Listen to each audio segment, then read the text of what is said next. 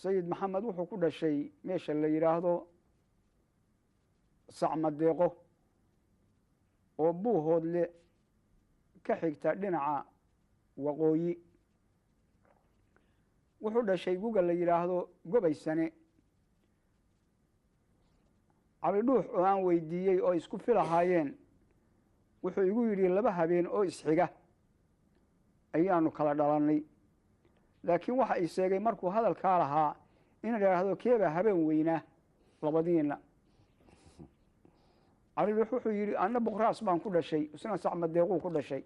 waa 2 balli oo magaalada buuhoodle 2 dhinac ka xiga. halkaa ayuu ku koray. dad iska reer baadiye ah oo geel dhaqankoodu yahay geel iyo faras iyo xoolo. magaalana safrigu ka imanayeen oo berbere iyo safrigu uga imanayeen. halkaa ayuu qur-aanka ku bartay. wadaadadu waxay yidhaahdaan nin wadaad la ohan jiray kud qur-aan ayaa qur-aanka baray. marka wax haddan lama sheegin markii dhallinyaradii joogtay ama raggay qur-aanka wada aqrisan jireen wuxuu kaga firfircoonaa oo kaga duwanaa ma ay sheegin. laakiin wuxuu waagi dambeeto wuxuu jeclaa fardaha fuulaankooda oo dee fardaha iska badan ayaa isaga iyo caruurahaas uun hadba maalintii dhinac u eryaayeen. markuu qur-aankii bartay waxaa loo bixiyey macalin oo macalin maxamed baa markaa loo bixiyey.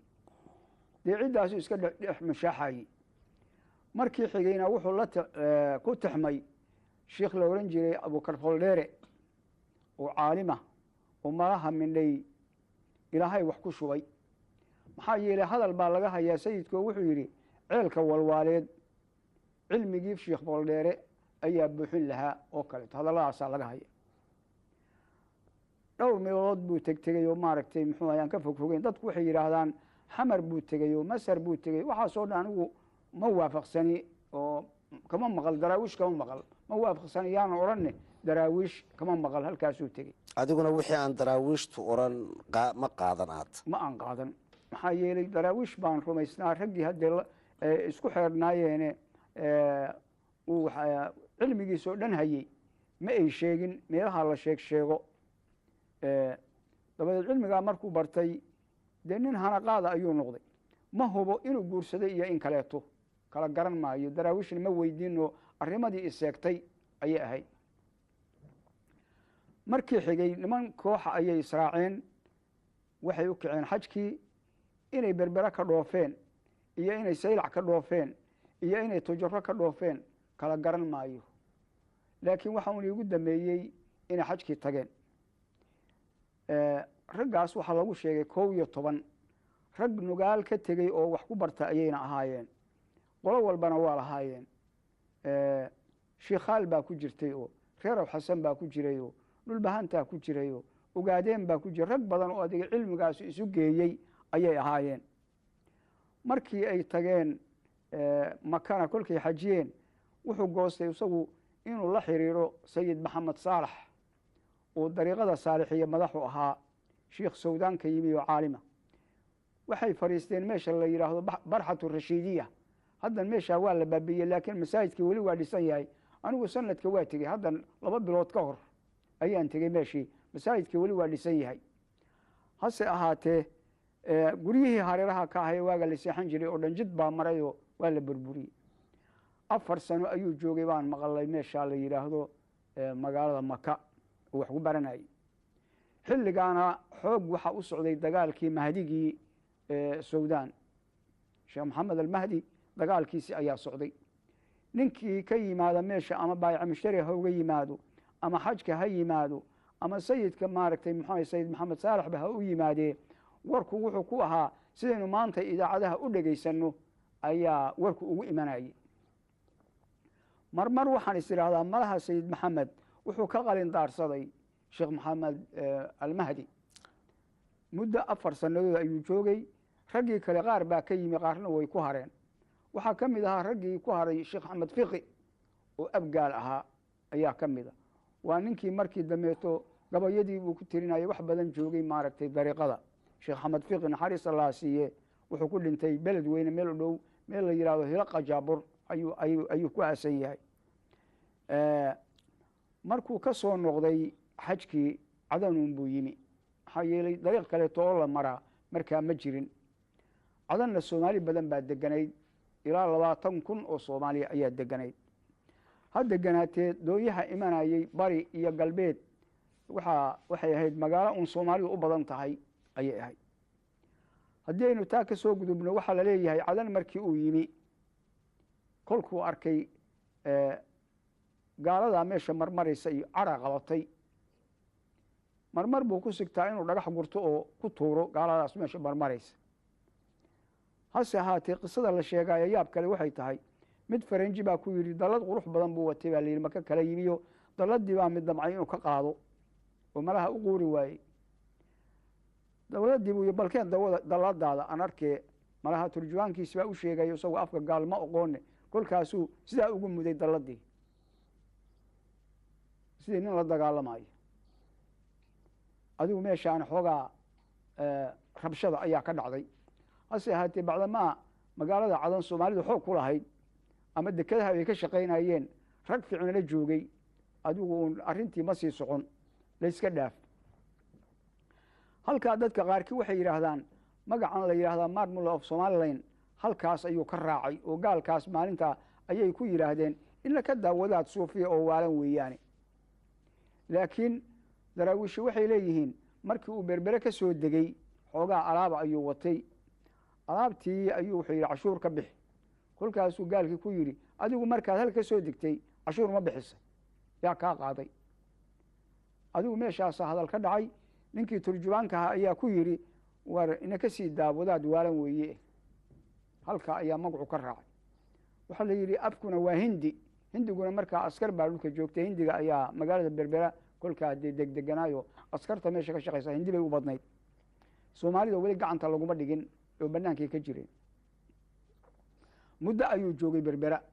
halkaasuu ku guursaday gabadh dhulbahanta ah oo bahar samo ah taas ayaa la hubaa waa mahdi hooyadiis dabadeed muddo hadduu halkaa joogay wuxuu isku dayey inuu dadka waxbaro oo masaajidda ka wacdiyo wax u aqriyo waxaa ka hor yimi culammadii qaadiriyada ahayd taasaa la isjiray rag badan bay meeshaa isku arkeen fadhiyo badan baa la qaatay waa la dooday qolo waliba waxay sheegataa in doodii laga badiyey oo saalixiyadu waxay yidhaahdaan qaadiriyada doodii wuu ka badiyey oo maalintaas maaragtay muxuu ahay banaanku ku dhigay qaadiriyadan waxay yidhaahdeen annaguba magaalada nooga cararay markii dambeeto kolkii aanu maaragtay muxuu ahayey hadalkii iyo aanu ka badin hase ahaatee waxa la yidhi nin ina sheekh kabiir la ohan jiray ayaa maalin soo kacayo halkaa khamiiskaa ku dhigay oo wuxuu yidhi haad burhaanag bal waxaa soo da kolkaasaa sheekh cali ibraahim baa nooga sheekayn jiray wadaadka ayaa ku soo booday ninkii dharbaaxa ku dhiftay wuxuu sii daa sheekha adigu si fiican baa meesha loogu dooday dooda waxaa ka mid ahay qaadku waa xaaraan buuri barida idaha in la cabaa waa xaaraan buuri sigaarku waa xaaraan buuri gaal in meel lala joogaa waa xaaraan buuri caruurtiina inaad geysaan iskuullada xaaraan weeye buuri maxaa yeele markaa dhaymoole iyo majacaysay ayaa ka furaa laba iskool oo magaalada baadiyaheeda dhinaca waqooyi ee dhinaca koonfureed laga sameeyey waxaa la leeyahay maalintii dambeeto ayaa mid faranji wuxuu soo kaxayey koox caruura isagoo dareerinaya magaalada dhexdeeda ayuu dhagax qaatay oo gaalkii ku dhiftay oo wuxuu yidhi ilaahu maanta intaasaan awooda wadaad la ohan jiray awgaas ayaa malaha xaalkaa ogaadayo kolkaasuu wuxuu ku yidhi bal galabtii dambeeto ina keen magaalada banaankeeda baxaan soo sheekaysanay waa la israacay baa laleeyahay hadallo ayaa dhex maray waa ninka yidhi markii dambeeto walle wadaadkaa haddaan maanta la qaban meel fog baa laga dooni warkaasna waa maqalay intaas ayaan daraawiishu way isku waafaqsan tahay hadalladaas oo dhan markii dambeeto isagoo koox culamo ah oo halkaa ka raacday wata ayuu ka baxay magaalada berbera wuxuu sii maray dhaymoole meesha la yidhaahdo iskuol baa ka furaa niman faransiisa ayaana dhigayey oo meesha ku hayey ciyaal baana meesha joogay wiil buu u yeerayo wuxuu yidhi magacaa wuxuu yidhi john father baa la yidhaahdaa markii hore maxaa lagu oran jiray maxamed buu yidhi go-an ahayn isowtaa dadkeeni la bedelay maaha buu yidhi oo beliba kristo ina soo gashay horay buu uga baxay oo wuxuu tegey ma jacsaye dhagxanyuu ku tuurtuuray bay yidhaahdaan kuma se daahine waa ka baxayo shiikh buu tegey dariiqaa markaa ka dhisnayd qaadiriye ah dariiqadii buu ku dhex dhacay wuxuu waxa kanaa jiray waxaad yeeshaan meesha ka kaca oo aan jihaadna oo maaragtay muxuu angaalada ka hortagno kamay hoos qaadin waxna uma dhimin waa saagootiyeen horay buu u dhaafay burcuu sii maray magaalada burco xilligaa waxay ahayd ceel xooluhu ka cabbaan tuulo ma ahayn ceel xooluhu ka cabbaan ayay wax ka dhisnaana ma jirin horay buu u dhaafay suldaan nuur axmed ammaan oo habar yoonisa oo nin boqor ahaa ayuu ugu tegey baa la yidhi meel ood weyne ka sokaysa ninkaas ayaa darajeeyey xoole siiyey dhaqaaleeyey markii dambena wuu ka tegey oo wuxuu tegey meel la yidhaahdo qoryo weyn oo wadaamo goy u dhow halkaa ayuu xarun ka dhigtay oo ka aasaasay maaragtay muxuu ahaayey dariiqada saalixiya meel fiican baad keentay baan malaynayaa marka haddaynu inta kaleeto sheekadiisu way badan tahay ee soo dhaafno raggii waaweynaa ee ma garanaysaa ee xayndaabkiisa ku xeeraa lagu yiqiin muddadii halganka uu waday ku jiray baan jeclaan lahay inaad in yar iyadana nooga taabato raggii horta raggaa markii jihaad la galaba rag baa dhimanayey oo tegayey dagaalada la yidhaahdo raggii hore 4 dagaaloo hore raggii xayndaabkiisa ku jiray xoogga lahaa waxay ku dhinteen afbakayle iyo caana xarigle maya afbakayle iyo fardhidin iyo beerdhiga iyo cagaar weyne 4 goobood ayaa horta raggii ku dhintay xoogga lahaa jid baalina waa ku dhintay raggii waagi horeeto la shaqaynaya waxay u badnaayeen qolada tareerabtigiisa ee la yidhahdo reer khayr caligeriga ah marka raggii horeeta ee dagaaladaa ku dhintay wax waa ka hayhaynay laakiin haddan korka kama hayo laakiin dagaalkii ilig muxuu ahay ilig heshiiskii ilig markuu dhacay raggii ka dambeeyey oo maaragtay muxuu ahayey markii taleex loo soo guuray ama muradheero iyo cadadheero iyo halkaa la deganaa ama ilig la deganaa raggii joogay ayaan korka ka hayaa idaa jaamiyaad halkaa wax ku kordhin lahayd wax weyn oo aan ku kordhin lahaa hadda ma jiraan laakiin ragga uun sayid maxamed la yidhaahdo waxay u badnaayeen niman culimo ah oo sida sheekhu sheegay markii horena xajka kala yimid markii hore kadibna xarunta ku nagaaday oo ama qaaliyaal noqday oo xarunta ka noqday garsoorka xaggiisa jihaadkana wax ka gala oo culimmadu uma kala socnayn niman dagaalyahana iyo niman culimo ah xarunta ma aha ina jihaad markuu jiro waa la wada tegi jiray laakiin dee ragga ugu waaweyn oo daraawiish marka la yidhahdo ugu waaweyn oo waxaa ka mid ah ninkii la odhan jiray ismaaciil mir oo kale oo muqadin ahaa oo dee nin mujaahida ahaa oo raggii dambena dee markii dambe soo caan baxay ahaa waxaa ka mid ah masalan ninkii la odhan jiray sheekh yuusuf oo walaalkiis ahaa waxaa ka mid ah khaliif sheekh cabdillah xarunta qaybteedii weyneyd oo koonfurta iyo webiga haystay baa ka mid ahaa rag sidaa aada u badan baa jiray oo iyo rag aan yani dagaalyahan ahoo shiikha noo sii wadi doone aan markaas sayidka qusuusina aan ahayn laakiin hadda muqadimiinaho dagaalkana qusuusina dee waa ragga ag fadhiyo oo dee talada wax ku leh wax la weydiinayo oo nin walba lahaayo dee culimo ahaa waa tahay sheekh jaamac waxaan ku dari lahaa nuur xaashi nin la oran jiray oo warsangeli ahaa abshir dhoore oo aada maqashoonsantihiin oo maaragtay maxamed cumar axmed oo raggii dariiqada ka talin jiray ahaa xaaji suudi shabeele ibraahim boqol ibraahim xoorane maaragtay muxuu ahaayey caamir cagoole raggii maaragtay muxuu ahaayey maqaawiirta ahaa cabdi warsame oo isaguna maaragtay hadda waa dhexdaasa ku dhintay magaalada ceerigaabo cabdi nuur xidig raggaa lama tirin karo waxaa ka mid ah jaamac seed ninka la yidhaahdo maaragtay muxuu ahaayey amase reer seed oo dhan waxaa ka mid ah maxamuud xoosh waxaa ka mid ahaa oo cabdille waxaa ka mid ahaa maaragtay muxuu ahaayey bismi illaahi raxmaani raxiim raggii haddaan xusuusno xaaji maxamed cawl ayaa ka mid ahaa xaaji maxamed cismaan boos ayaa ka mid ahaa raggii maqaawiirta ee dagaalka waagii dameeto oo waday laakiin gabayada markii la akriyo ninkii doonaya raggaa inuu barto gabayadu ka heli karaayo gabaygay ku jiraan waa in gabaga xaggiisa loo noqdaa waa tahay aw jaamac bal marakan aan fiirino ragga gabyayada waxa dhacda inay had iyo jeer nin waliba istilmaamo sayidkuna wuxuu ahaa gabyaagii malaa ugu weynaa qarnigaas aynu niraahno uu jiray ma jira gabay uu ku sifeeyey naftiisa iyo ninka uu yahay oo isku sheegayo qofka uu yahay xaashi gabayga sow maaha baa la yidhaha sow maaha waa gabayadiisa waxyaashuu af soomaaliga kusoo biiriyey iyo suugaanta iyo ka mid taho gabayadaasi gebigoogu badankoogu waxay sow maaha kii waxa weya wuxuu kusoo biiriyey weeyaan waa tahay aan maqalo markaa gabaygii baan inii wadayaa nin ilaah yaqaan oo sharciga ku isticmaalaya shahaado loo qoray nimaan kale ilaaweynin oo aan inkirahayn xaq waa la ogolaadaa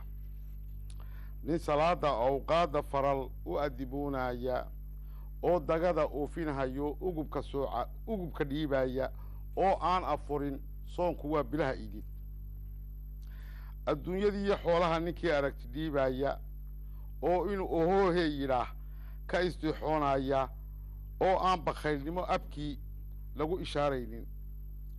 niman diinta aafo u gelayn aakhiru zamanka oo aan amxaarada sidii oba u yaacaynin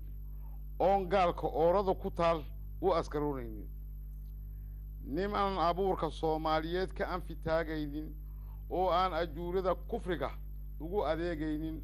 oo aan ardiga beesadeed u ashkatoonaynin nin jihaad ohoominahayo nin jihaad ohoominahayo ubaxa loo saaray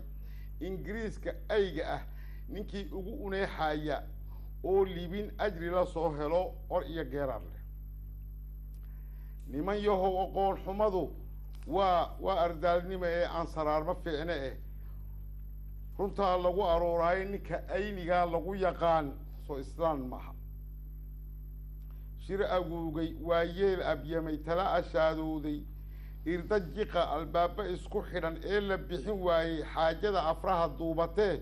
loo olmami waayey nin aqoon leh aw iyo haddii odaya loo saaro inkastoo ayaan iyo ayaan lagu aloolaado ninka maalintaa ka arrishaa aaqir sow maaha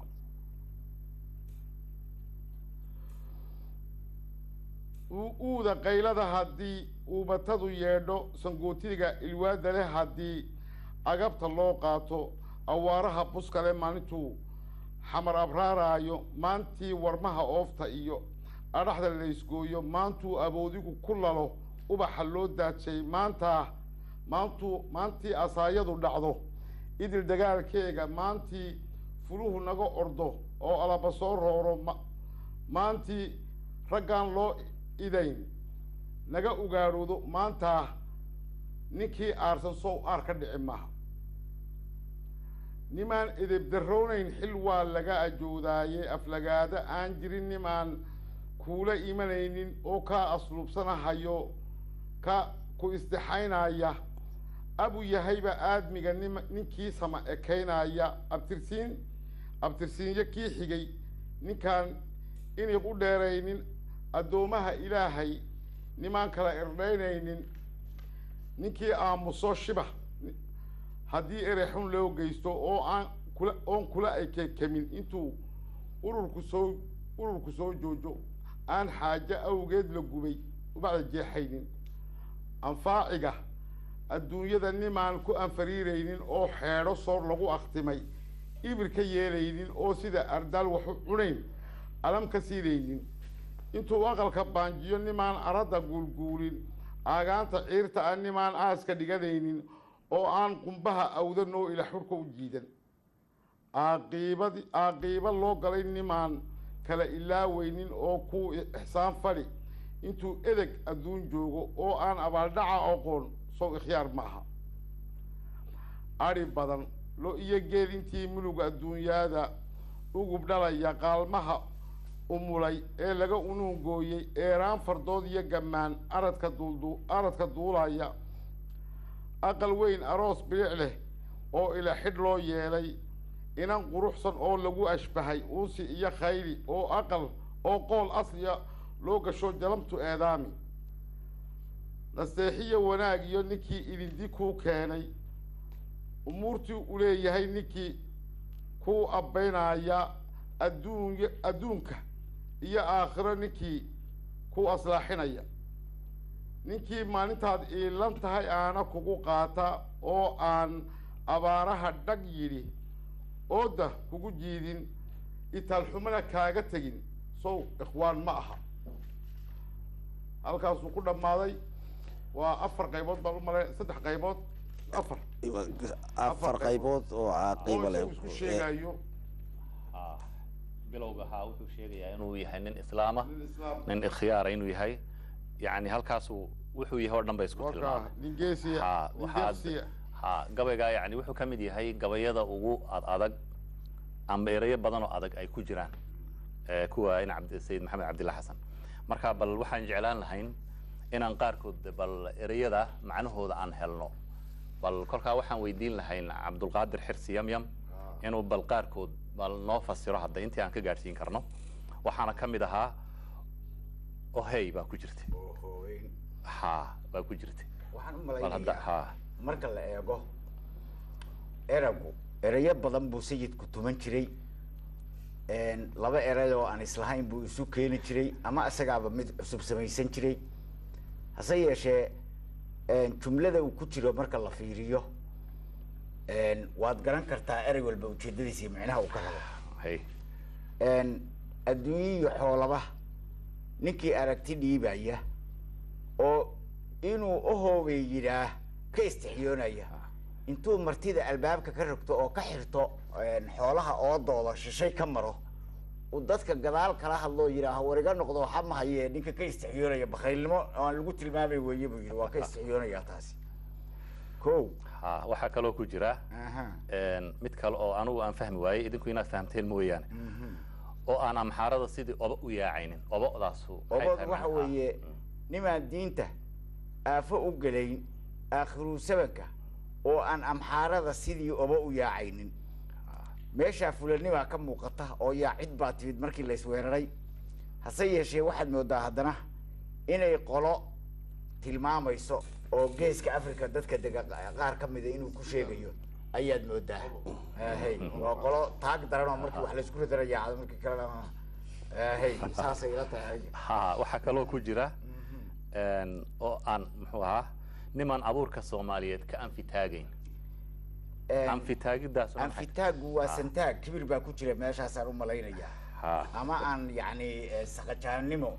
ula dhaqmin oo beydka ka dambeeya marka la eego oo aan ujuurada kufriga ugu adeegaynin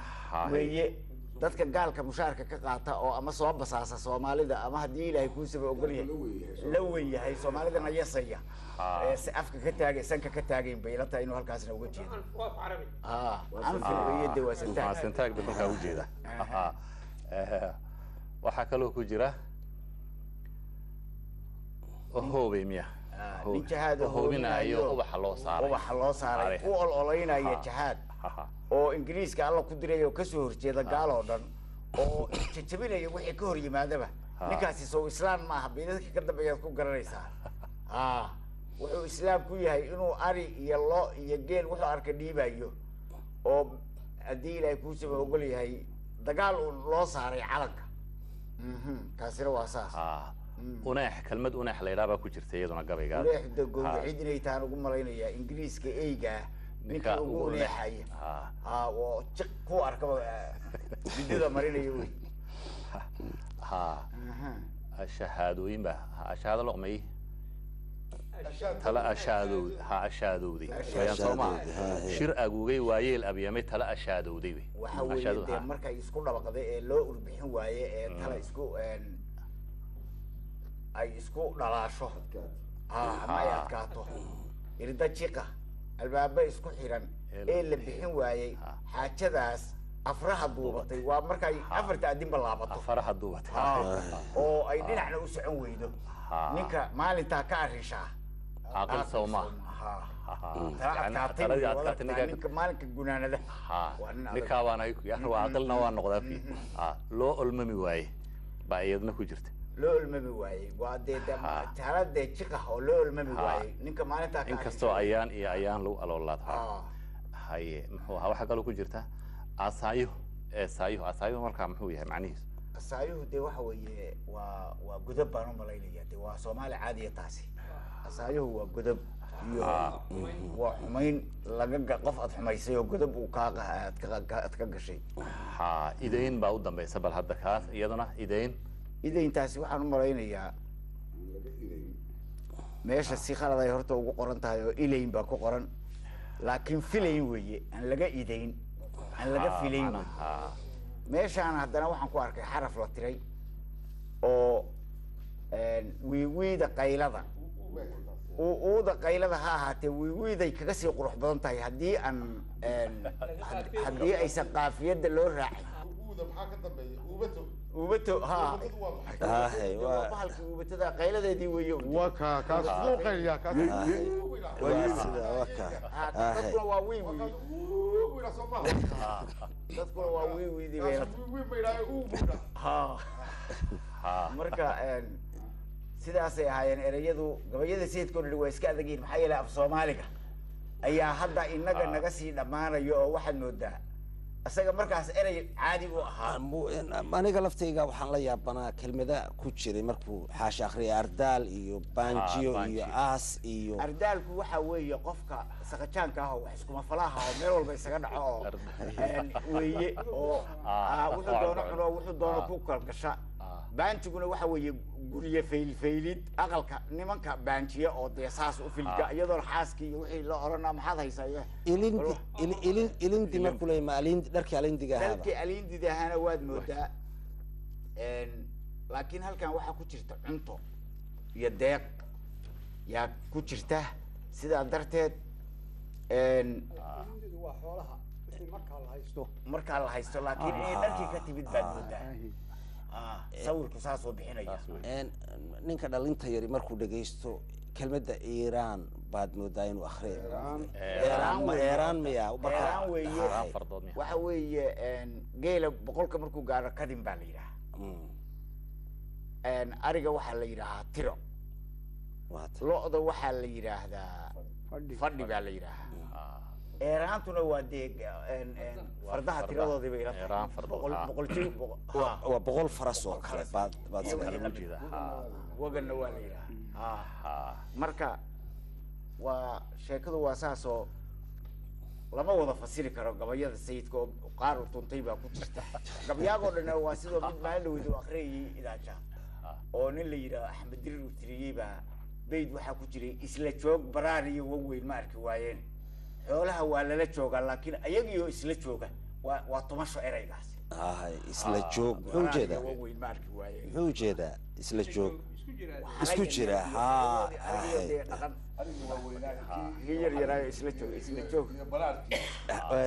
waxaan usoo jeensan lahayn aakhirkii gabaygan sow maaha oo xaashi akhriyo macnihiisan haddaynu isweydiinay maxaa ku kalifay sayidka inuu gabay noocaasa tiriyo oo naftiisa uu